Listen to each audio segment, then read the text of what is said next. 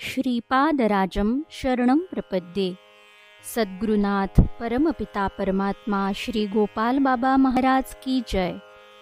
श्रीपाद श्रीवल्लभ लेखमाला, लेखक क्रमांक 34। मी घेतलेला श्रीपादांच्या माणसाचा अनुभव।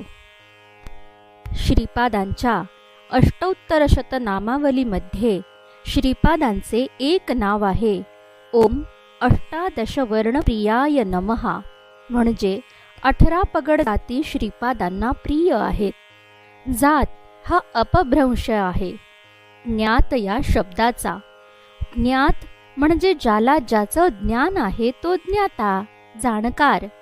जो सुवर्ण सोन्याचा जाणकार आहे तो सुवर्णकार म्हणजे सोनार। लोह म्हणजे लोखंडाचे काम करतो तो लोहकार, लोहार। सुतार कांस्य धातूचे काम करतो तो कांस्यकार म्हणजे कासार। चर्माचे म्हणजे कातड्याचे काम करतो तो चर्मकार। असं जे जे काम करतो त्यातील ज्ञान ज्याला आहे त्याची ती जात। अशी ही व्यवस्था पूर्वापार होती आहे।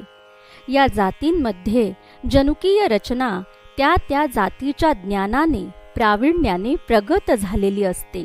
म्हणून सनातन धर्मात हे ज्ञान कौशल्य डिस्टर्ब होऊ नये म्हणून आंतरजातीय विवाहाला विरोध असायचा। तर असो, श्रीपाद म्हणजे दत्तात्रेय सर्व प्रकारच्या समाजांचे आराध्य दैवत आहेत।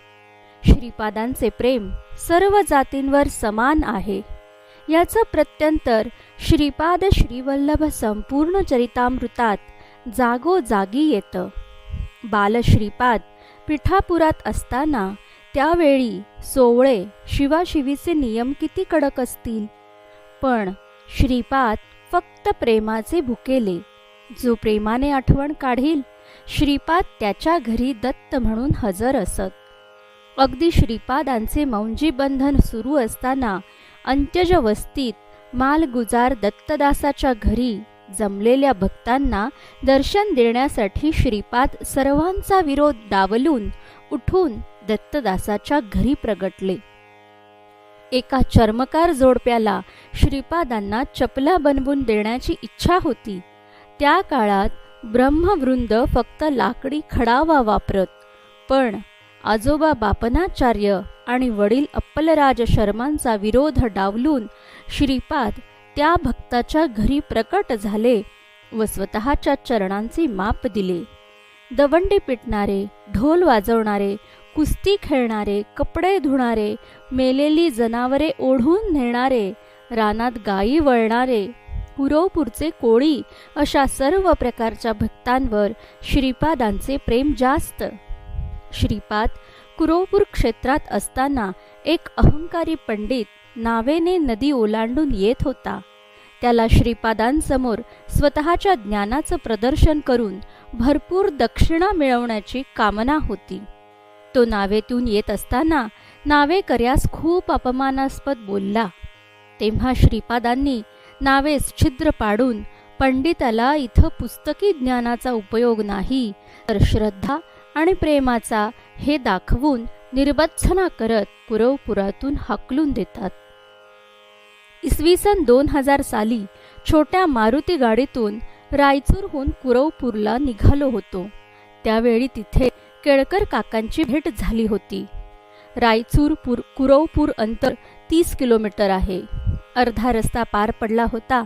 रस्त्याच्या कडेने कुरवपूरच्या दिशेने पायी जाणाऱ्या खेडूताने हात करून गाडी थांबवली आणि तेलुगूत बोलला। तो मला घेऊन चला हे समजत होते, पण छोट्या गाडीत 5 माणसं असल्याने मी त्याला झिडकारले। आम्ही कृष्णेच्या काठावर आलो। काठावर 3-4 छोट्या नाव्या म्हणजे बुट्टी होत्या, पण नावेकरी नव्हते। अर्धा पाऊण तास वाट पाहिल्यावर एक नावेकरी आला। आम्ही बुट्टीत बसलो तोच जोरदार वादळ सुरू झाले।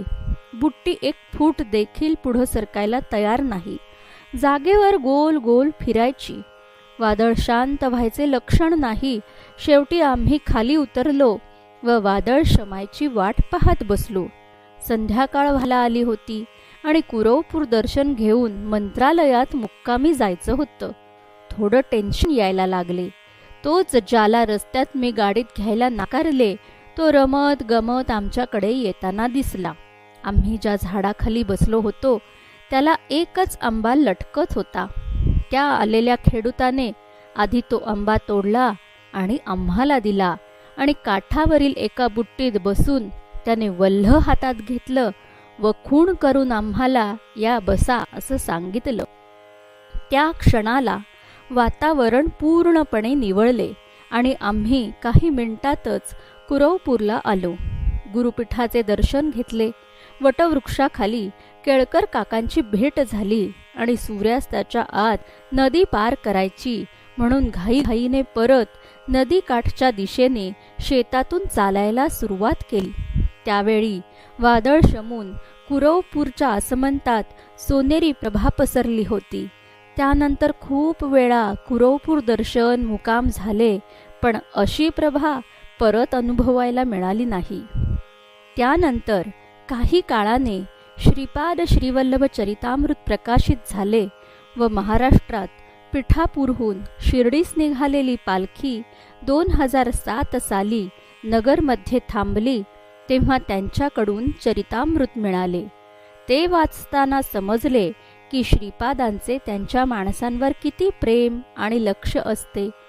एक वेळ श्रीपादांना झिडकारले तर त्यांना चालेल, पण त्यांच्या माणसांना रागावले, झिडकारले, फसवले तर श्रीपाद पराकोटीचे क्षुब्ध होतात.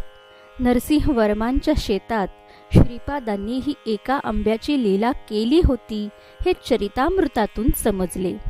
रायचूरहून कुरवपूरसाठी पहिली बस सकाळी 7:30ला सुटते, जी अख्तूरच्या पुढे जाऊन कृष्णेच्या काठावर सोडते. या बसवर जावेद नावाचा ड्रायव्हर असायचा. तो महाराष्ट्रातून येणाऱ्या भक्तांची काळजी घ्यायचा. नेहमी पौर्णिमेला येणाऱ्या एखाद्या भक्ताची तो बसमध्ये दिसत नाही म्हणून थोडा वेळ वाट पाहायचा. ही बस कुरवपूरला जाताना वाटेत बऱ्याच ठिकाणी थांबून प्रवासी चढ उतार करतात.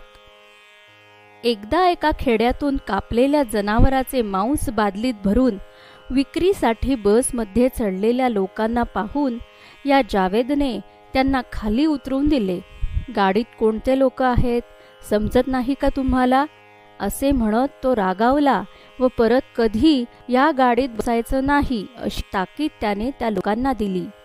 श्रीपादांनी या जावेदच्या मुलाला इंजिनियर करून मोठ्या पदावर नोकरी दिली. श्रीपाद न कळतपणे खूप काही शिकवत राहतात. एका जन्मात श्रीपाद समजणे शक्य नाही. पुढील जन्मातही त्यांनी त्यांची भक्ती उपजावी व त्यांच्या चरणांची ठेवून घ्यावे. हिराचंद गोपालचंद कोठारे. दिगंबरा दिगंबरा श्रीपाद वल्लभ दिगंबरा.